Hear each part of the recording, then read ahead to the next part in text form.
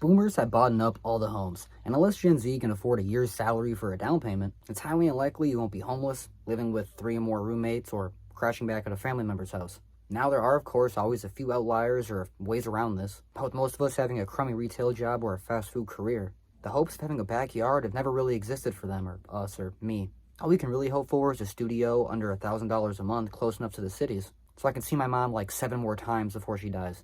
What a life we live these days, am I right? Either way, let's spend this video discussing the hopefully soon-to-be collapsing housing market. If you personally feel like you're priced out of this, or you just have any thoughts, opinions about this, feel free to leave your comments down below in the comments, and all that good stuff. Feel free to like and subscribe to see my daily uploads around here, my weekly uploads around here. I haven't really been posting as consistently lately, but I plan to get back to that soon, so let's enjoy this video. You know it's not sustainable. We bought our house in 2011 for $192,000. The current Zillow estimate is $683,000. It's 1,000 square feet. No updates. Yeah. Now, I've personally myself experienced this, not only from pretty much every apartment I've moved into, which is 3+, pretty much just upping the rent every year for pretty much doing no accommodations that really were worthy of the increase of rent. At the same time, when I moved in with my sister and lived in her unfinished basement for about 8 months last year and the beginning of this year, I actually was talking to her, and she didn't buy her home like a few years later, or okay, so she bought her home around the pandemic or a little bit beforehand, and she got her home for quite a crazy good price. Now that all the homes have increased so much, her neighbors who bought their homes only 2, 3, 4, 5 years later, not even really that much, only less than half a decade later, have already like paid damn near double, depending on which lot or how much property land they have.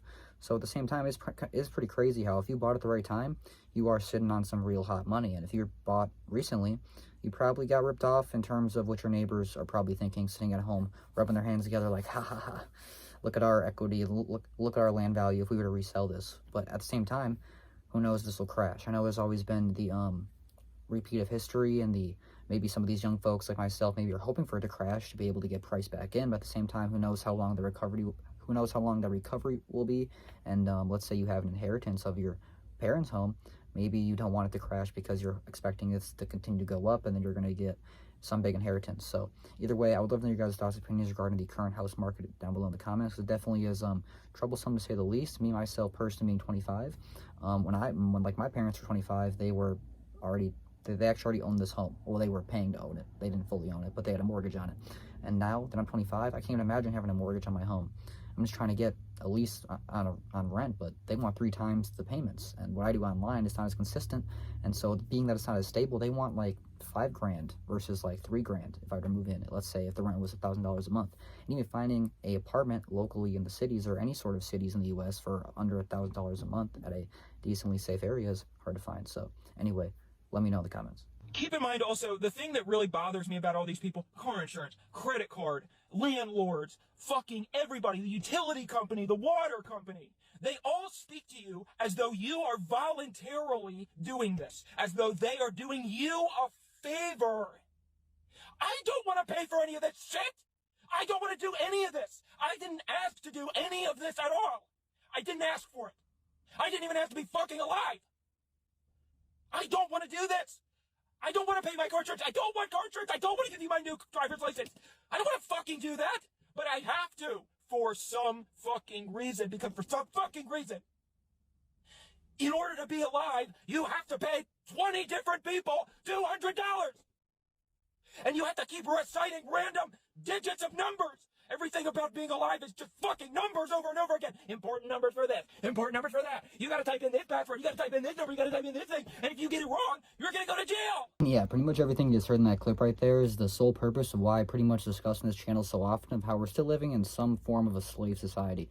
Now, I know the idea of slavery that they taught us in school and we've been propagandized to believe is so much farther aggressive than what we experience today, so it's hard to really even claim this is even damn near anywhere close to a slave-like society. But if you genuinely think about almost the majority of the bills, almost all the bills you pay, almost none of them are really your choice. You have to continue paying them, or else those utilities will get cut off. The bare minimum necessities you need to survive will stop coming in, and the people that you need to take care of won't be able to be provided for. So especially if you are the sole provider of your household, it really is up to you to make all this happen and to continue keeping this rat race running and the wheel spinning. And the rat race and the wheel, we never really signed up to be on, and there really is no stopping this wheel. We're just continuing to run and run and run until we give out, and hopefully we've ran long enough where all the cheese we collected, we can eat long enough until we don't have the will in us to eat anymore. And at the same time, I don't really know if this is the system that we were made to be designed for as human beings or animals or whatever you want to consider us as a species, humans.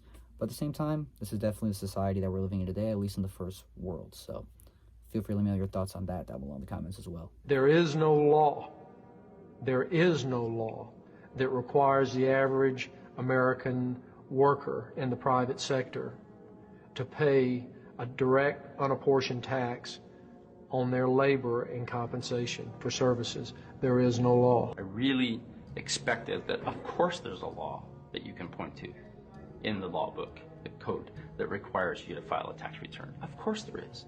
Maybe I don't know what it is right then as he was speaking to me, but sure. So naively, I agreed to go off and research it and get back to him.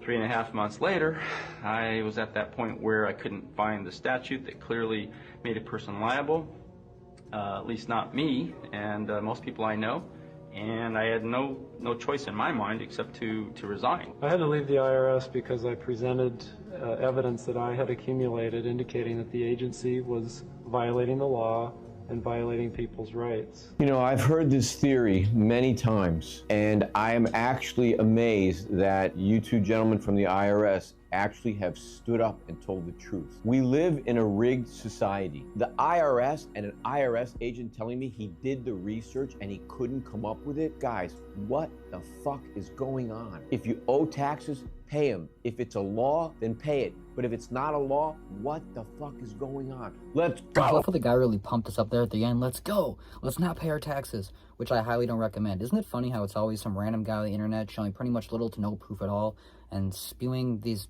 big facts of knowledge with really no basis or any real damn near proof that they actually are true or exist, and then we're just supposed to believe these really outlandish claims that actually are big, that will actually affect your life in quite a heavy way. Now, I think taxes, I don't know if there's actually law around this. I'm not a legal accountant. I'm not a legal advisor. I'm not a financial guy. I barely have my own financials intact as it is. I'm a 25-year-old guy living with his family, trying to make videos on the internet to pay my bills. Don't ask me for financial advice. But at the same time, that guy looked like a lawyer, didn't he? He looked like a financial guy, but at the same time, there's no proof for that. So I'm not saying every single guy online, he has to show all his proof beforehand. You probably need to do your own research, but definitely do your own research when you see videos like this. But at the same time, I do find it quite interesting how taxes are not a choice. And when they first got introduced, it definitely was a thing where they introduced it in a way where it's not going to be around forever. It's only just a pot that we're all putting in to get the country back on its feet and get the legs back up. But at the same time, they pushed it and rearranged in a way where it's just a never-ending battle that keeps on to this very day, getting raised and raised and raised, where you maybe don't work for like 3 months or 6 months out of the year for yourself. You really only work the first 3 to 6 months to pay off the government, and then you're actually making your own money in terms of how much you pay on taxes, if you pay 30%, 50%, depending on what you do for a living. Now, if you work a normal W-2 job where you're working for the man, you don't got to worry about that. You probably love taxes because you're getting money back. But also think about this, you're probably not getting the full percentage of money that they're taking out from your checks. So do you really know the math on this? You just hope you do your TurboTax good enough where they don't come and send you a letter on your doorstep where either they threaten to send you to jail or they have to garnish your wages, because no one can really afford that. We're pretty much living off of pennies and scraping by as it is. But yeah, even when you buy a home and you own a home, you still got to pay property tax for the rest of your life. So like, I have people in my family who are hoping to be able to inherit all this land. Can they pay the property taxes on that amount of land? I don't know. I guess we'll see one day in a couple decades. Hopefully, God forbid anybody dies soon. But at the same time, I'd love to know your guys' thoughts and opinions in terms of taxes, because even if you don't pay your taxes, you're still paying taxes when you go to the cashier, the gas station, any sort of store. You're still paying 7 cents on a dollar, at least in my state, and pretty much I think a lot of places in the U.S. Maybe it's higher. Please feel free to let me know if it's different in your state. I'm not too sure about that. Yeah, folks, that's gonna wrap up today's video discussing the downfall of the housing market, or maybe the uprise of the housing market if you own your own home and you face a lot of equity in the last few years. Feel free to let me know if this has been a upside or a downside for you in terms of this whole situation. I really would love to hear your guys' thoughts and opinions, as I've asked. multiple times, time and time again throughout this video. Either way, huge shout out to my channel supporters. You can check out all those links down below in the description. I got my first full paycheck for my new editing job at the end of the month, so every dollar towards the ramen noodle fund helps a lot until then. By the end of the month, I'll be right back on my feet, and we'll be hopefully having some more videos, more different types of content, maybe better types of content. But I know what you guys really do is enjoy these sit down, talk about controversial topic videos. That's what seems to do the best here on the channel, so I plan to keep on providing this sort of content thus far moving forward, whatever the words is for that. Either way, thank you so much for watching. I hope you enjoyed, and I'll see you in the next one.